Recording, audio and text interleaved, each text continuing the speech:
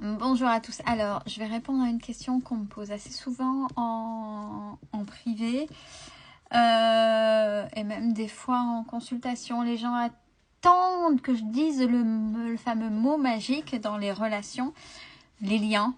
Quand on veut savoir absolument coup par coup, dans les liens, c'est assez fort. Alors déjà, entre vos croyances et la réalité, des fois, il y a une distorsion.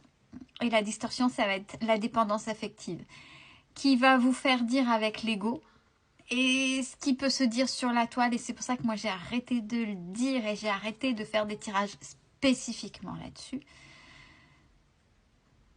Le lien de flamme jumelle.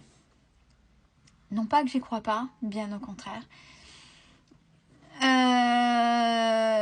Quoique, moi j'ai envie de dire un lien entre deux personnes qui, sur ce lien, pose des difficultés, pose des problématiques, pose des questionnements de positionnement, de bienveillance, de respect. Je parle de manière positive, bien évidemment, à remettre en question pour aller chercher au plus profond vos blessures. Pourquoi je parle plus de flammes jumelles? Parce qu'on voit un peu tout et n'importe quoi. On voit pas mal de choses et déjà, je mets beaucoup de distance sur les gens, par rapport aux gens, sur le tirage de cartes. Je dis assez souvent, c'est pour ça qu'il y a toujours le laïus de début de tirage, de ne pas faire leur vie en fonction d'un tirage de cartes, c'est juste des résonances et en fonction il y a des outils, mais c'est des outils de travail sur soi pour se sentir mieux dans sa vie et par résonance. Et ça, c'est ok.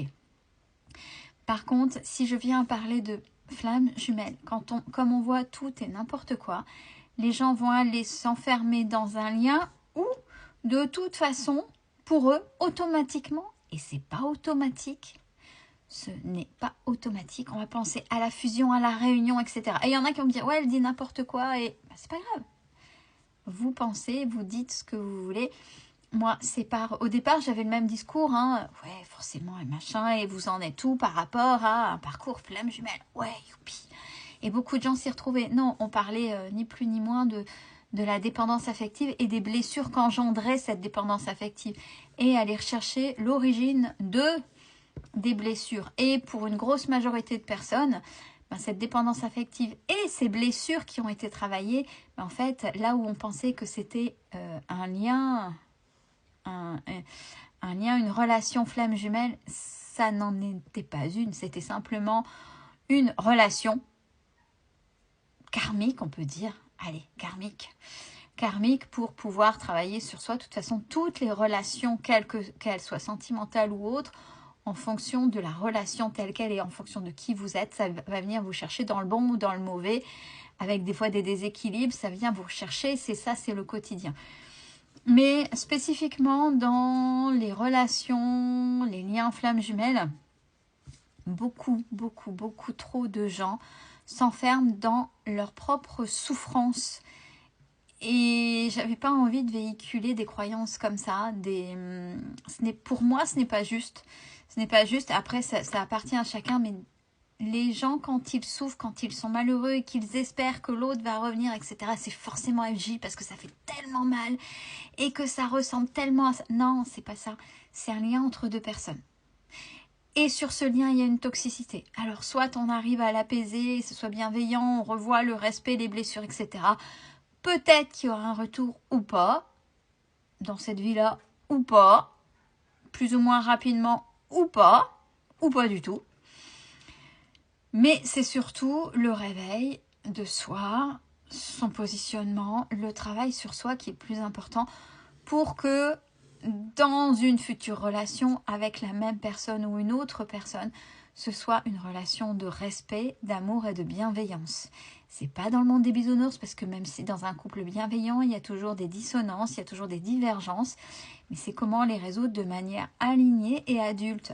Donc non, je ne parle plus Même si des fois en privé j'ai envie de dire ouais ça ressemble au FJ parce qu'il y a tellement, j'ai encore trop de résistance par rapport à ce que j'ai cru à un moment donné, hein. C'est ce qu'on appelle l'ego spirituel, ça s'appelle le New Age aussi, qui a tellement mis dedans, tellement enfermé des gens et qui enferme encore des gens dans leur propre souffrance parce que tellement persuadés d'être en relation flamme jumelle qu'ils s'enferment dans des souffrances atroces et ils s'empêchent de vivre. Et quand, alors des fois ils ne le voient pas, que c'est pas ça, et quand ils ouvrent les yeux, ben des fois ils disent ah, j'ai perdu autant de temps et j'ai oublié de vivre. J'ai oublié de vivre des relations plus saines, d'autres relations parce que je le méritais, que je le valais. Donc voilà le pourquoi du comment je ne dis pas flamme jumelle, même si pour certains et certaines, ça y ressemble, mais j'ai plutôt envie de dire lien fort. Et c'est surtout, qu'est-ce que vous faites du lien? Qu'est-ce que vous faites du lien? Il y a l'autre de son côté, qu'est-ce qu'il ou elle en fait, comment il ou elle le travaille, et vous de votre côté.